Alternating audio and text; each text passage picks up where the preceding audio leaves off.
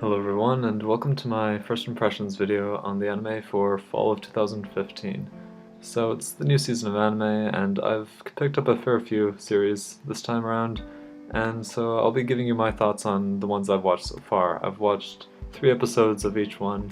If you find something to like in what I'm talking about then you can go ahead and check them out for yourselves.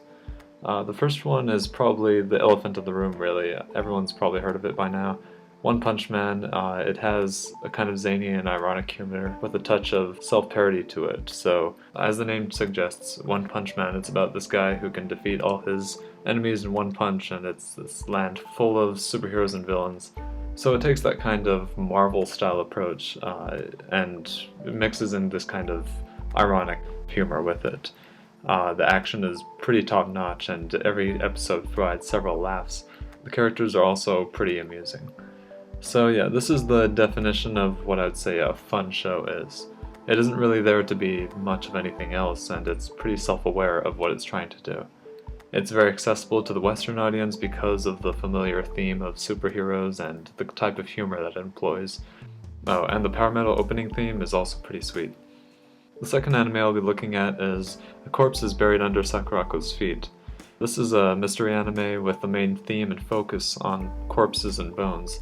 The main character is, the main character is a young boy who is accompanying this expert on corpses and bones and what they can tell us about the dead. And she's really the focus of the series, so she's definitely the most engaging and fascinating type of character. She has a lot of quirky traits, and you'll see some similarities to Sherlock from the BBC series as well.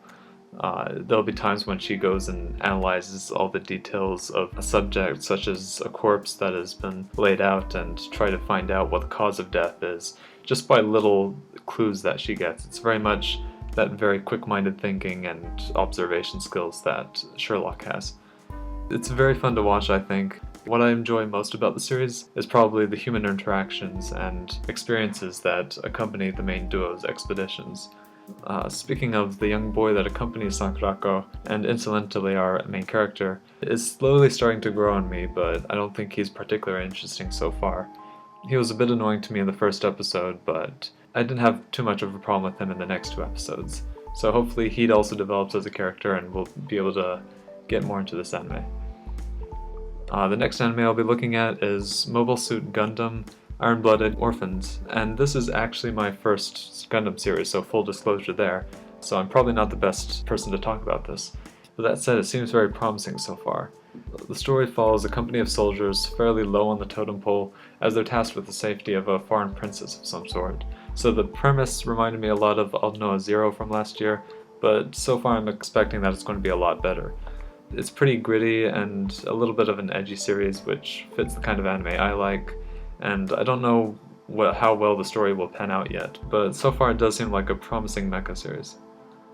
Next we have Osomatsu-san, which is a revival of the 60s and 80s comedy anime Osomatsu-kun. It reminds me of a Japanese South Park, but possibly a little more tame, though this is also coming from a guy who's never actually even watched South Park, so yeah, crucify me on that later. The first episode is a glorious parody of the current generation of anime and its tropes, so that was really fun to see. But after that it also stays interesting, and it's mostly just a collection of skits involving these 6 twin brothers. The majority of these skits have thus far been varying degrees of amusing. Some of them have maybe just put a smile on my face so far, but there are quite a few others that have had my sides hurt from laughing so much. So I would definitely recommend it for the comedy. If you want some laughs and if you think it might mesh with your type of humor, you can go ahead and try it out. And the next anime on the list is probably my personal favorite of the season so far. It's Subete ga F ni Naru, the Perfect Insider. I would say this is not for everyone, as it's very dialogue focused, and there's honestly little to nothing else except dialogue and interactions between the various characters so far.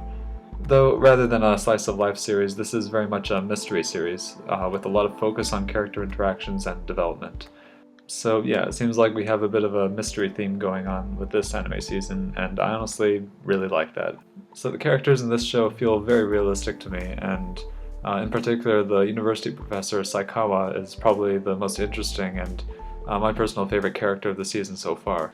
with his philosophical meanderings as well as his chilled back yet astute manner. The anime also has hints of very possibly disturbing subject matter and has that aura of eeriness to it that I really appreciate. So in summation, this is so far more of an intellectual and dialogue-heavy mystery series, rather than the more thrilling nature of some other shows such as Psycho-Pass. And so the last anime I'll be covering this season is Comet Lucifer. Comet Lucifer mixes a good few genres together. It's set in an interesting and fun-looking sci-fi world. It has very vibrant colors and just generally evokes that type of imagery, and has the atmosphere of a very adventure-type anime. This anime has a focus on mechas, which in the anime feels rather dull to me personally, but that's probably a plus for many others out there. It also carries a fair dose of moe elements, courtesy of the supernatural fairy-like creature Philia. So in the end with this anime, it's really if you think that all these elements mesh well together and you find it enjoyable. I think it has a fair bit of promise to it, but I hope it doesn't end up feeling too generic. So yeah, I hope you enjoyed this video. Those are some of my initial impressions on some of the anime that's come out this season. The ones I'm generally excited for so far. It looks like a good season, I think. I mean, pretty much all the series I've covered in this video I'm quite interested to continue watching. So I hope this video helped you out, and let me know what shows you've been enjoying so far this season. And as always, thanks for watching.